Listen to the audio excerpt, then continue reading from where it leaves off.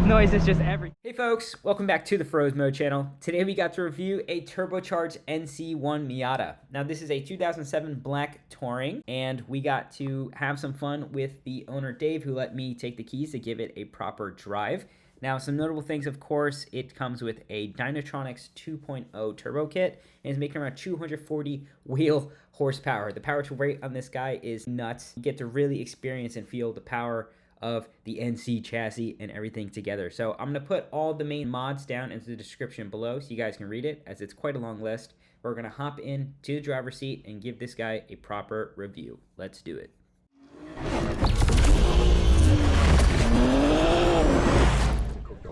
Alrighty guys, we're now in the car. We're gonna turn it up and get a move on with this car. So as I was saying before, this has some different ergonomic things to make it a bit more comfortable for Dave's size and everything. I'm a bit smaller in that regard, so I am sitting lower. The steering wheel spacer is a bit more forward, and we have this nice chunky steering wheel. Is this the Cypher one? Cypher steering wheel. So this is definitely a model I was thinking down the road. I do like it has these in-grooved little grips in the back here. We're gonna see how this car is. So one thing is this clutch is a bit stiffer, and we're gonna just see how it goes with just getting it going. So we're gonna keep it going here. We also have the, I believe, the Moss short shifter. It's a Cobalt shifter. Cobalt shifter, so it's definitely really short and notchy. I don't think I would want to change it on my car per se, as I do kind of enjoy it. But so far it's nothing too scary. I'm sure we're gonna feel some difference when it comes to power, of course, but so far all the ergos and everything is just at home with my Miata. Go ahead, you can hit it. All right, let's hit it. Wow. Okay, so this car has all the torque that you need. You put the foot down in mine and you do not get that. That turbo whistle is fan-freaking-tastic. So what is the story with this actual turbo setup? Like, what is it? So this is the Dynotronics kit meant for the 2.0. Yeah. And it's sort of the budget kit. It's a low mount kit, and so there's not a cooling problem. This kit is currently rated low on horsepower. Wow. Down from what it can handle because I'm the NC1 engine, and I'm just being careful. How do I say this? So I've driven like turbocharged N54 cars, and just like that aftermarket surgy pull of power is what it reminds me to. There's a little bit of lag, but once you're in it, you just fly, people. It feels really adequate. I would say, I know some cars, when you add too much power, it kind of upsets the chassis and this such, but I think this really dialed suspension wise and everything. This is open diff, of course, so we have to be a little careful when applying power in the wet areas, but it feels really, really composed. Talk to me about your suspension setup on this car. Yeah, so we're running actually OEM wheels, which is actually fun because you can have fun sliding a little bit that way. 100%. So we do have to be careful today. Yep. But effectively, I have Continental sports on them, and so I have pretty good summer tires. Yes. And then I have the Progress springs and Koni shocks. Right now they're actually set soft, so we could actually go a little bit slower deflection. And then I have the Progress sway bars set for hard in the front and soft in the back. That way I plow as opposed to spin out too much. Yes. So I have similar setup with my suspension as well, and it feels right at home with being so composed over the bumps. Me immediately noticing I have a softer tire compound, but I think my dampening is a lot stiffer, which means however my previous owner set up the car, oh baby, it is definitely more stiff than what this guy is, and this is really comfortable. I mean, this is not the most perfect road. I know there's also way worse examples that comes to this, but it is soaking up everything super well and feels so tight and composed.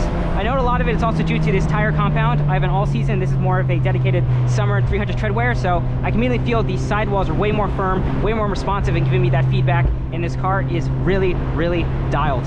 What's your alignment settings on this guy? It's effectively the Goodwin strength setting. Okay, so I'd have to send you the numbers. Yeah, no worries, but I definitely feel the car feels very stable and balanced. Of course, we're not going crazy pushing this car, but the power is just so addicting, and that blow-off noise is just all the auditory sensation you need to really have a good time. If your wife's watching, we'll maybe not say how much it costs to get here, but much for a rough ballpark if someone were to do the work themselves and stuff to kind of get this car where you want it to be. The kit was about $2,800. I got it on a Black Friday, but it's really $3,200. Okay. And then you need, if you don't already have the Goodwin center 2.5 exhaust, you have to buy that, and immediately you have to cut the exhaust head off of it to fit this kit, and it's down by, there was bikers someplace along. But then, of course, you have the Ecutek tune, you have the license and things like that. It's not, you're talking probably $4,000 minimum is to sort of move into it. Okay, so around $4,000 to have this much fun? Yeah. I do not know how, I mean, I think that's still pretty much a bargain for other cars to have this much, you know, usable power. And I'd say, you said it was more conservative.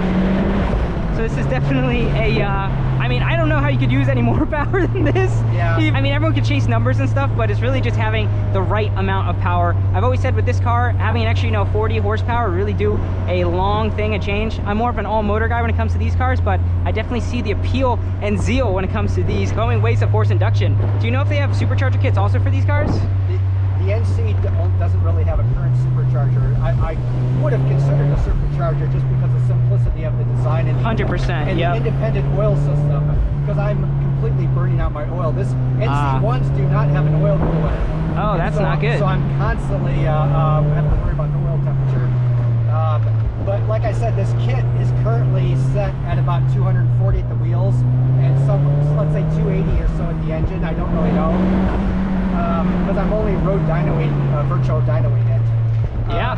But the kit will do dramatically more than this. Yeah. I'm kind of blown away. I was not expecting such a, I mean, it does not feel super jerky or like unhappy. I think the way you have it tuned up feels very, I don't want to say OEM, but there's some thought and energy put into this to have it very usable. I'm not, you know, blitzing and destroying the rear tires and everything. Very progressive, and I want to say the ramp up is linear. It's not very on off. So it allows you to really play with this car. Again, that even flow once you're out there, and once you're in a straight line, you better hold on because this guy will rip your face off. I mean, it is just so adequate, and these blow-off noises are just so addicting. Yeah, this is actually a secondary blow-off valve, because the primary one is a Volkswagen plastic.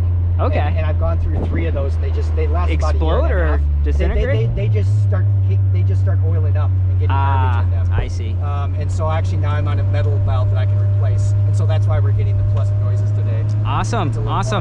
So from driving this and going back to my car, I think I do like having that really stiff front end bar. It just feels like you have so much more confidence in really just shouldering this car in these turns. Granted, mine's more neutral and balanced in the way it is, and I think I understand why a lot of track guys are like just to a huge bar in the front, don't even do much in the rear, and how Goodwin has it set up with their cars. Those progress bars are absolutely massive. So I kind of see and get the situation there. I do have the ability to play with the adjustment on my sway bar, so I might do that down the line to get a more front heavy bias, but so far I'm blown away. How long have you had this car? About 10 years. 10 years, awesome. Yeah. So I've had the car for about 3 months. So we'll see how far we go along with this, but I think this is such an awesome and really well set up example of what this platform can do. Applaud you for setting up such an awesome car, because this is really an experience. It's just so hard to get. I know a lot of folks kind of maybe not understand or really appreciate what these cars are. You know, aesthetics and stuff aside, I know people have their subjective opinions about them, but I think for the money, these cars as a just raw platform, you could just really make it what you want. Big power, you could have it do that. You know, you want to have cannon carbon guy, you can really do that. And I know the weight's kind of blown out of proportion for a lot of things, but once you kind of make it how you want, this car could really be the perfect platform for you to do. And the best part is it's mass produced. There's, you know, literally millions of examples.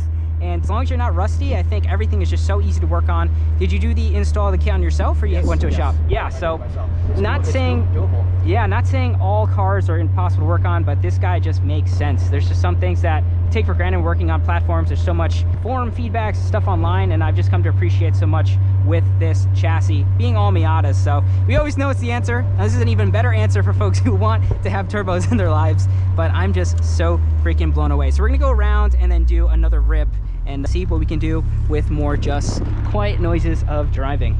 You're talking about the power output. So it was tuned specifically so the torque, it's a little hard to find. You got it? I don't think so. All right, we are in reverse now. All right, guys, we're gonna kind of be a little more quiet and just let this car sing.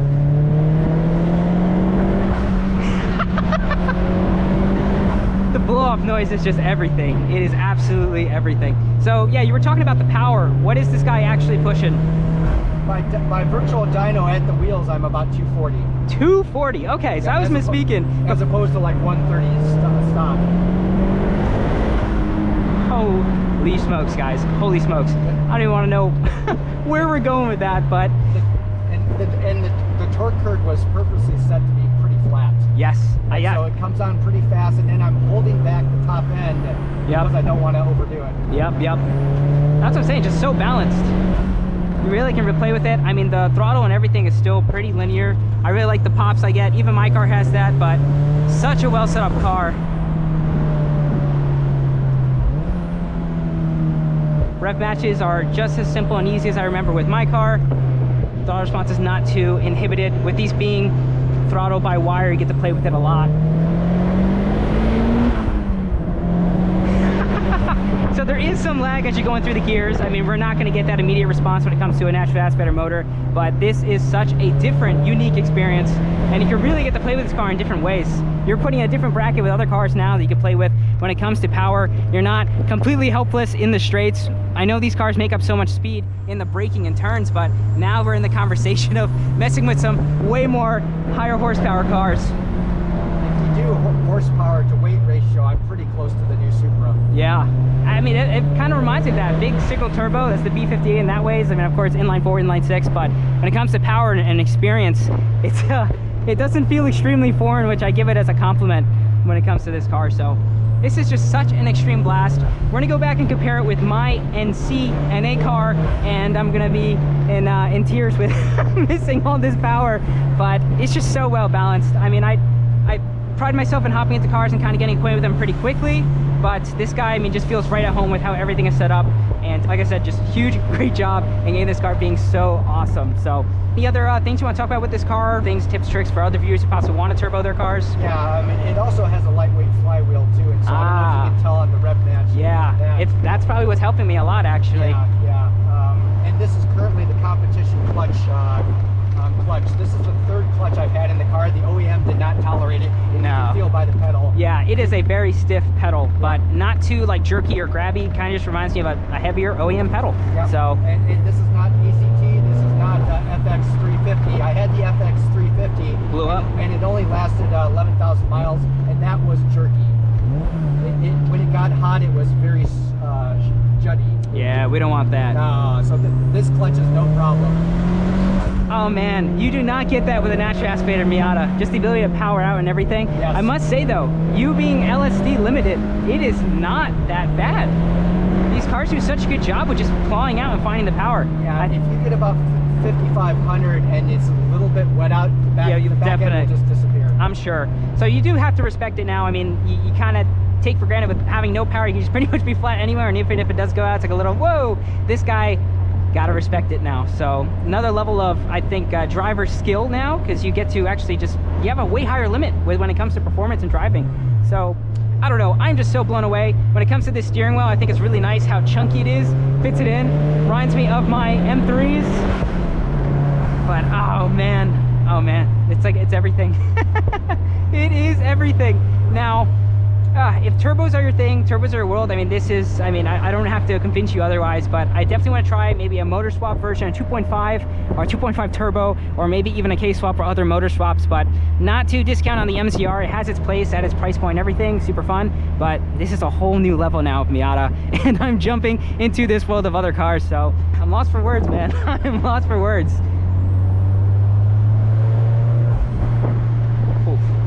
What's your exhaust setup? Do you have a custom?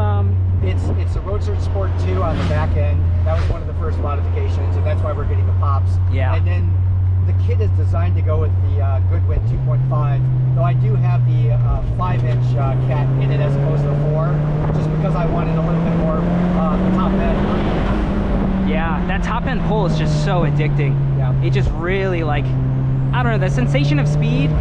When I was driving other Miatas, like, you kind of get that fun with the torque, and it just feels less insulated, so you get that sensation. But now that you're actually moving that fast, you feel like you're on a rocket ship. So it's just different. Yeah, I implore you guys, if you find an owner as willing and nice to try one of these out, it's maybe not great for your future wallet bills, but this is something else entirely. You'll notice too that the car rocks and stalls, and that's because the shocks are a little on the soft side. 100%. And so you get much more of a sensation of speed. It's not great for the road, it's not great for times. Yeah. But it's really good for fun. I see, yeah, feeling the actual movement of the car, yes. Hopping and heaving because it is softer. Once the car is a very well set up suspension, it's definitely more flat. And it, you know, that part of the theatrics and everything with the car bucking and moving, that adds to this experience as well. So it just works. It just absolutely works. So we're coming back to our final spot here. We're going to let the car kind of breathe and cool down. It did a great job and it's fun, and I'm just so blessed and honored to get this experience. Thank you so much, Dave, for having my viewers get to see this and me get to experience this car. It's definitely opened up my eyes to what the future of my car can do. And we're going to hop back there and then just kind of talk with some closing remarks. Alrighty guys, we'll see you there. So we are back at our resting spot. We're just taking a look at the whole car. Did such a fantastic job, and I must say I'm just super blown away and happy with this performance.